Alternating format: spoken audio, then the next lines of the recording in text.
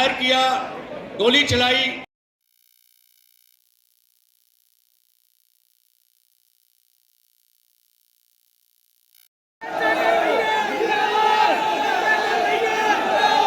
भागते दौड़ते हैं और पुलिस 4 राउंड गाड़ी।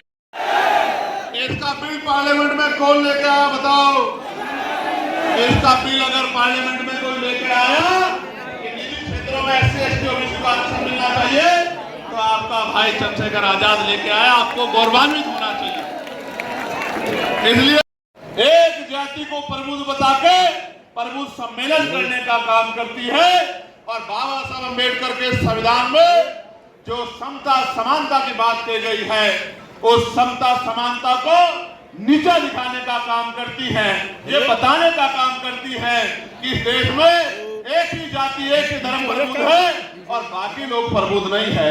मैं आज ऐलान के साथ कहना चाहता हूं कि हमें अवसर मिला इस 75 साल में, हमने भारत की कोई पोस्ट नहीं छोड़ी जिस तक हमने पहुंचने का काम ना किया हो। और ये हम सिर्फ आरक्षण के दम पे नहीं पहुंचे, अपनी मेहनत के दम पे भी पहुंचे हैं।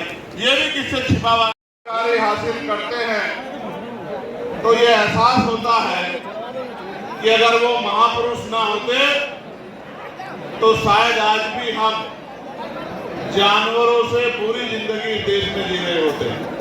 इसलिए उन सब महापुरुषों को जिनकी वजह से हमें जानवरों से के जीवन से निकलकर आत्मसम्मान स्वाभिमान का जीवन दिलवाने का जो प्रयास संविधान के सफर तक हुआ है, मैं उन तमाम महापुरुषों को आगरा की इस क्रांति धरा से अपने श्रद्धा के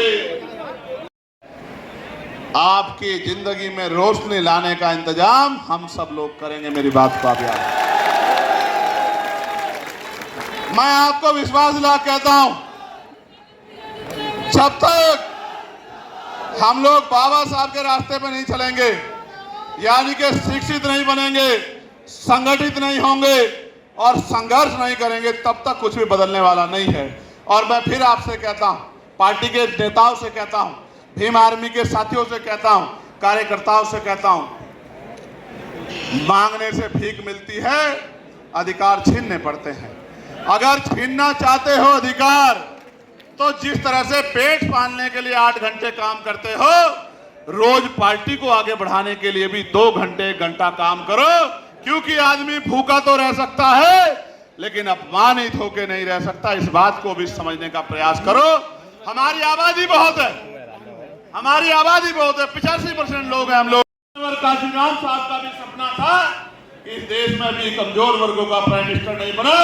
मैं आपको बहुत विश्वास से कहता हूं, आगरा का कर्ज लेके कहता हूं, आगरा के भाइयों से वचन दे के कहता हूं कि वो दिन भी आएगा कि जब बाबा साहब अम्बेडकर के विचारों का व्यक्ति प्रधानमंत्री भी बनेगा और देश की कुर्सी बनेगा। और ये होगा कैसे? ये होगा ऐसे कि देश में लोकशाही है।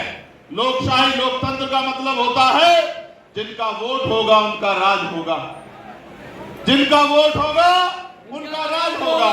यही लोकशाही का पैमाना है। और वो नारा ये है कि जिसकी इतनी संख्या बारी उसकी उतनी हिस्सेदारी। नारा ये है कि वोट हमारा राज तुम्हारा, नहीं चलेगा नहीं चलेगा।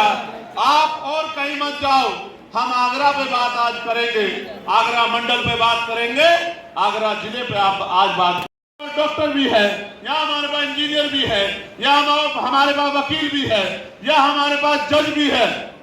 सब कुछ होते हुए भी बाबा साहब ने तो ये कहा था कि जिस समाज में 10 डॉक्टर, 10 इंजीनियर, 10 वकील तैयार हो जाएंगे, उस समाज के अधिकारों को कोई छीन नहीं सकता है।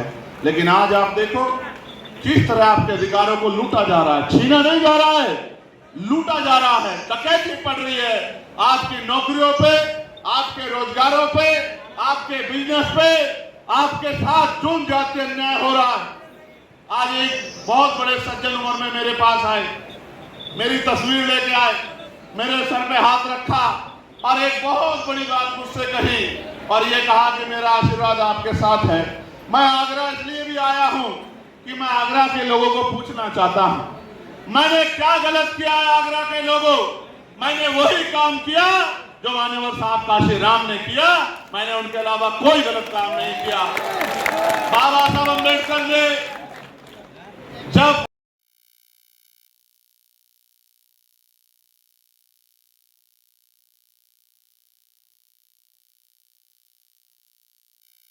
जो संविधान निर्माता हैं, जो पहले जो कानून मंत्री थे, आज भी उनके विचारों से कितनी नफरत जो है इस यहाँ देश में है। ऐसे लोगों को अपनी कुंठित मानसिकता को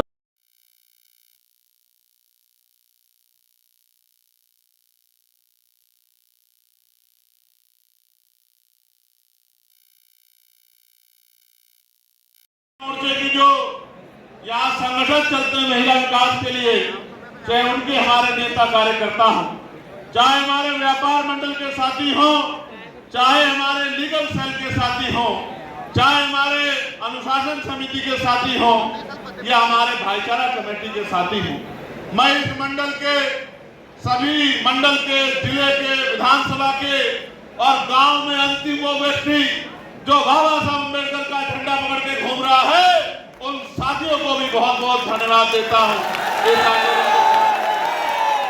प्यारे साथियों, आगरा, और जब मैंने कहा कि आगरा से मेरा प्यार है तो उसका कारण भी बहुत बड़ा है। आगरा में बाबा साहब अम्बेडकर ने एक बुद्ध विहार जो चक्की पाट में बना था, वो अपने हाथ से जो है उसका उद्घाटन करने का काम किया था। वो हमारी धरोहर भी यही है और यही बाबा साहब की अस्थियां भी रखी गई है।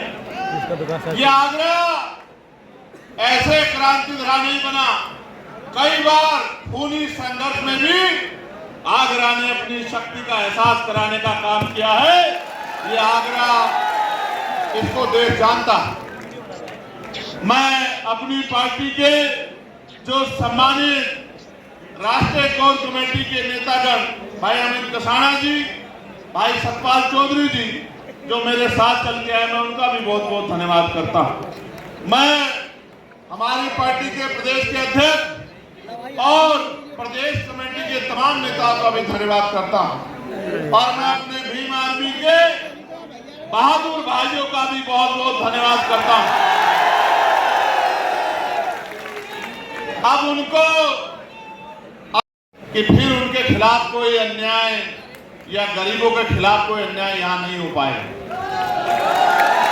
सम्मानित साथियों, मैं चाहता था कि इस बात को मैं सबसे बाद में रखूं, लेकिन 2 दिन पहले जिस तरह का सलूक यहाँ की पुलिस ने हमारे कार्यकर्ताओं पदाधिकारियों के साथ किया है,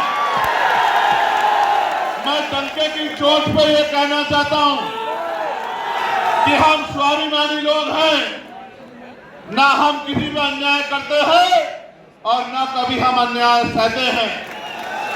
समय आने दीजिए, अन्याय करने वालों से सूद समेत हिसाब किया जाएगा। मेरी बात का ध्यान, अगर किसी ने कोई अपराध किया है उसकी सजा उसको कोर्ट देगा। आप अपराधी को गिरफ्तार करें, जांच करें, कोर्ट में रिपोर्ट पेश करें। हम संवैधानिक लोग हैं, लेकिन जिस तरह से एक अधिकारी ने अपने जातीय अहंकार को दिखाने के लिए हमारे कार्यकर्ताओं को लातों से पिटवाने का काम किया, मैं उस सम्मानित अधिकारी को भी कहना चाहता हूं, जिस सत्ता के घमंड में या जिस जातीय घमंड में ये किया गया है, सत्ता बदलेगी, आप भी यही रहोगे, हम भी यही रहेंगे। हम भी यही रहेंगे इस उत्तर प्रदेश में। हम उत्तर प्रदेश छोड़ के जाने वाले नहीं हैं और सम्मानित अधिकारी महोदय आपको भी नहीं जाने देंगे। मेरी बात को याद रखना।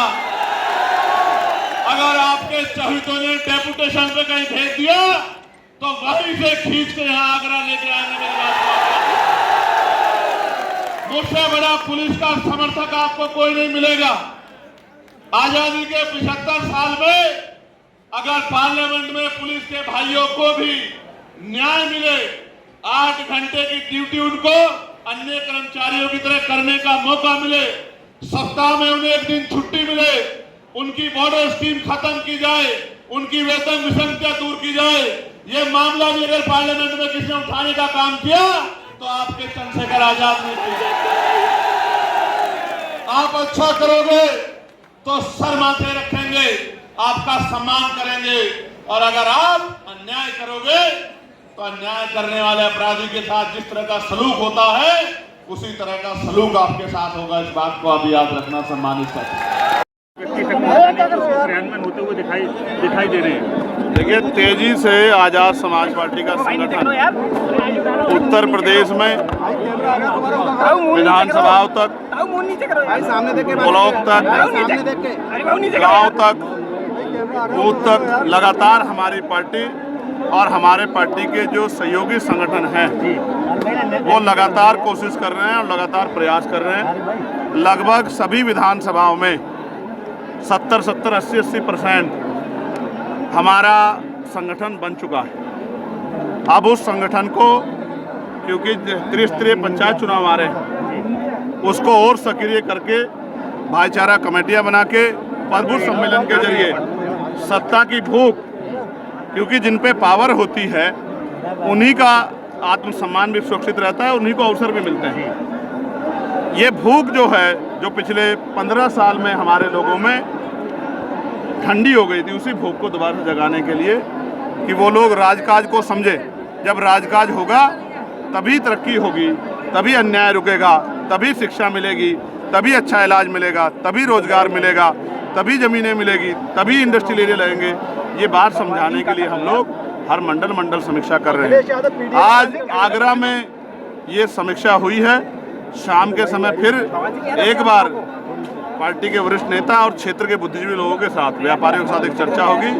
फिर कल अलीगढ़ हम लोग जाएंगे। इसी तरह से ये संघर्ष का कार्यक्रम चलता रहेगा। अगले शुक्रवार को हम लोग दूसरे मंडल की तरफ प्रस्थान करेंगे। सेना के जयकारे लगा के भारतीय जनता पार्टी लगातार, और जो प्रधानमंत्री है वो कह रहे हैं कि मेरे लहू में सिंदूर बह रहा है, क्या कहना चाहिए? नहीं, ये पूर्ण रूप से पॉलिटिकल बयान है।